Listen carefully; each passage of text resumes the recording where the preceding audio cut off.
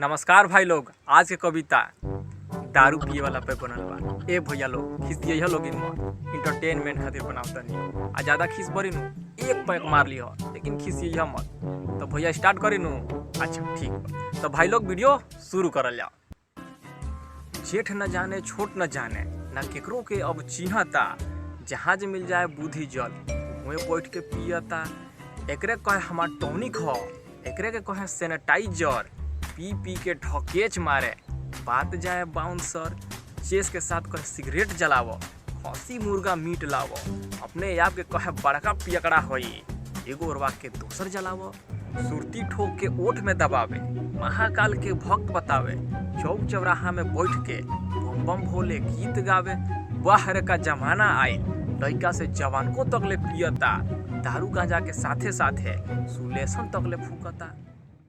उम्मीद करतनी भाई लोग हमार कविता पसंद आयल होई। एगो बात तो बा महाराज, रउआ लोग हमार चैनल के सब्सक्राइब न करत। ए महाराज सब्सक्राइब कर का लइका के जान ले बानी, बड़ा मेहनत से वीडियो बनाउने।